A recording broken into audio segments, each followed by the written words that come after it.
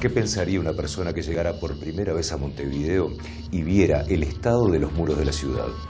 Los llamados tags conviven con los afiches, con las pintadas político-partidarias, con las expresiones de los clubes deportivos y también con los murales de artistas que dejan su marca en las fachadas de la ciudad. Estuvimos conversando con algunos de los involucrados en esta situación.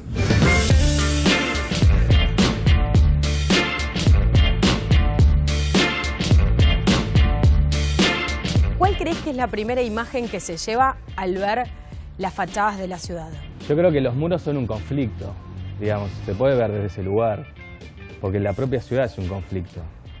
En la ciudad hay que vivirla, digamos, y depende cómo estemos en esa ciudad, la vamos a ir viviendo y apreciando y viviendo nuestros derechos como habitantes de la ciudad de determinada manera. La necesidad que tiene la gente de escribir en las paredes, digo, viene desde que vamos a la escuela, ¿verdad? Que escribimos los bancos, escribimos las paredes, digo, eso es algo muy primitivo ya en nosotros. Y en la historia ni te digo, ¿no? Tenés documentos gráficos en Roma, la gente ponía "Te amo Laura", firmaba su nombre, o sea, es algo bastante que hace parte del ser humano, ¿no? Dejar su marca. ¿Cuál es la necesidad del ser humano de dejar la marca, pero a la vista del resto de la gente?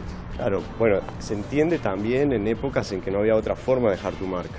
Lo que es interesante del momento actual es que vos tenés 1000 formas gratuitas de expresarte, ni que hablar, por ejemplo, de lo que es Internet, de las redes sociales.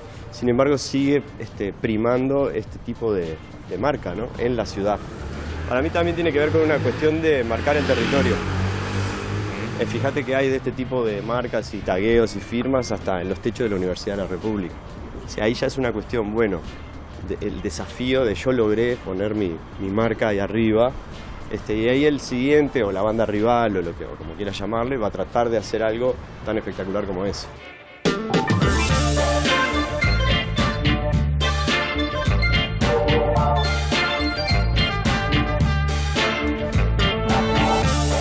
¿A qué momento nos tenemos que remontar si queremos hablar de la expansión del graffiti, del surgimiento y expansión del graffiti y su llegada a su vez a Uruguay? El graffiti, sobre todo, es el graffiti que nace en Estados Unidos, en ciudades como Nueva York o Filadelfia, sobre todo, a fines de los años 60 y inicio de los 70. Lo que pasa es que cuando nace, precisamente no estaba visto como graffiti. Esto fue una construcción. Pero eso nace en un momento determinado y en un contexto sociohistórico determinado, ¿no? Nueva York, ciudad súper segregada, con territorios muy marginados, con poblaciones. Entonces, esta persona lo que hace es visibilidad. Y es una rápida expansión. Lo que pasa es que rápidamente, a su vez, de ese punto de partida del tag, empiezan a haber distintas formas. O sea, ya aparecen los treneros, por ejemplo, que son los que pintan trenes, que quizás esa es la línea más vandálica dentro del graffiti.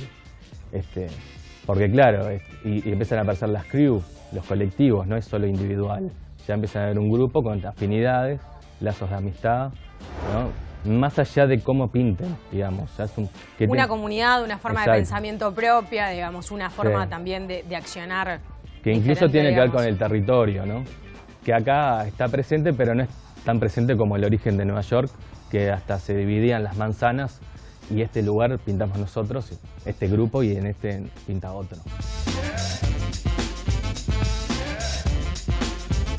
Cada una de estas marcas que nosotros encontramos tienen una definición diferente y representan cosas diferentes. Bueno, probablemente yo, que ya no soy joven como de la edad de los que hacen esto, se me pierden un montón de mensajes. Eso es otra cosa. Cuando yo tenía 20 años, lo que vos veías como graffiti en las paredes de la ciudad tenía una alta carga de mensajes, ya fuera por poesía, había una cierta... O sea, era emocionante encontrarse muchas veces con mensajes en los muros de la ciudad, te hablo de los 80, ¿no? Sí. Y había mucha creatividad. Lo que yo veo de estos mensajes, por lo menos para mí, que no me mandan ningún mensaje. Más allá de que, bueno, es el nombre de alguien, que ni siquiera lo puedo terminar de identificar porque hasta la forma del grafismo es bastante ininteligible para el que no está por dentro de eso. Entonces, por un lado, es eso, está todo marcado por estas firmas, por estos tags, y para la mayoría, o por lo menos te hablo desde mi lugar, no los entiendo, no se entiende. Entonces es doblemente frustrante la cuestión, ¿no? La ciudad se va cubriendo de estos grafismos y para la mayoría de la gente son inentendibles.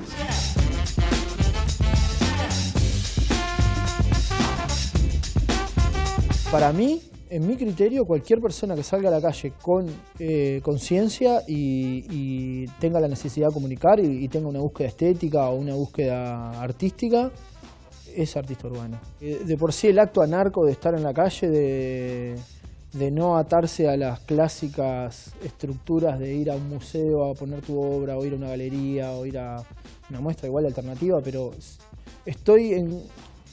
no es que esté en contra del todo, porque lo hago también, pero prefiero no ser intramuros, siempre estar afuera, comunicando, llevándole el arte a la gente y no que la gente tenga que venir al arte. De hecho, me gusta pintar mucho en el barrio, donde el barrio la gente tiene otros intereses, tiene otras prioridades, que está bueno llevarle ese regalo o esa comunicación que necesito decir, que la necesito decir a todo el mundo, no a 4 que vengan a ver mi muestra. El marco es la ciudad. Si estamos hablando de los artistas que intervienen en la calle, digamos, porque hay muchos artistas que venden obra en el mercado del arte y venden en galerías. Acá en Montevideo hay algunos artistas, pero a nivel mundial hay artistas que venden a miles de euros, cientos de miles de euros sus obras. Pero también hacen arte en la calle, porque la calle nunca se abandona, porque es el origen. Pero ¿cómo combinamos eso con el derecho, digamos, a la propiedad privada y a mantener mi propiedad privada en las condiciones en que yo elijo? Ahí tenés, si querés armar como un esquema, digamos, tenés por un lado toda la línea grafitera y toda la línea del post-graffiti, sobre todo muralistas. Los muralistas tienen más cuidado con eso, en lo que tiene que ver con la propiedad privada o la fachada. Y si vos ves, por ejemplo, en la Ciudad Vieja, que hay muchos murales, porque hay otra preocupación por la obra también, ¿no? Después tenés algunos grafiteros que hay una preocupación que son incluso más muralistas, que también se preocupan porque son gente que por lo general tienden hacia la profesionalización. Y si no van a hacer una obra, no sé, en un monumento porque les hace publicidad negativa, digamos. Y después tenés la línea más vandálica, que eso no sé si está muy presente el concepto de propiedad privada. Lo que está presente son las normas propias del colectivo, que tienen que ver con la ciudad, con el derecho a la ciudad, que eso es lo complejo, porque si vos lo ves desde cada colectivo institucional o artístico o el que sea, todos tienen esa idea de que la ciudad es de todos. El conflicto es si hay acuerdos. O sea, la Intendencia de Montevideo tiene un concepto de que esta ciudad es para vivirla y es de todos, pero ¿cuál es el concepto que tiene la Intendencia de Montevideo con respecto al colectivo de grafiteros, que también dicen lo mismo? El tema es si hay acuerdos entre ambos, que no, que en muchos casos no es así.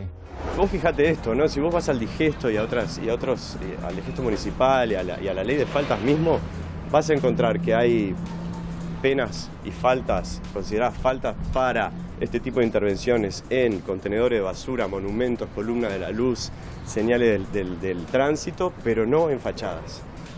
Es una falta dentro de la ley de faltas que me parece interesante porque es donde más se ve. Sin embargo, se te puede aplicar una falta por vandalizar de esta forma un contenedor de basura y no una fachada. Si son propiedades privadas y hay un dueño ubicable, un vecino, se le pide, porque los ricos están en ese intercambio, ¿no? El vecino, y ese vecino te da el aval y ya contás con el aval de todos los vecinos. Estás como conviviendo en armonía con esa comunidad. Después están espacios públicos, que no son privados, que están súper sucios, súper rayados, y es como si no hay un dueño ubicable, tipo las usinas de UTE, están todas muy sucias y no hay un dueño ubicable. O sí, pero habría que hacer tremenda burocracia para poder intervenir en esos lugares. Que nada, uno está haciendo un aporte en realidad a ese tipo de lugar sin invadir, mejorando la estética de ese lugar y como que nos damos permiso en ese sentido. Pero si hay un dueño ubicable, no se va por encima jamás de por lo menos mi forma de laburar, jamás voy por encima de nadie. siempre se habla de este asunto se tiene que considerar otra cosa que muchas de las personas que entran en la discusión lo ponen primero, que es acerca de la libertad, ¿no? Este concepto tan manido de la libertad. Entonces, mucha gente considera que esto es una expresión de libertad. Ahora, es muy relativo, ¿no? Pero decirle eso al dueño de la fachada que acabamos de ver acá. Exactamente. El que le tiene toda la casa firmada. Bueno, a eso voy. Y eso en el caso de un particular. ¿Qué pasa cuando un edificio público como el IPA es básicamente una hoja en blanco sobre lo que se escribe cualquier cosa? Para mí la cuestión de la libertad no pasa por escribirle la fachada ni a un edificio público ni a un particular. No tiene nada que ver. Y aparte vos estás pasando un mensaje que ni siquiera es universal. O sea, y tenés otras tantas formas de pasar ese mismo mensaje hoy en día, sin necesidad de imprimir nada, sin necesidad de atacar la propiedad de nadie.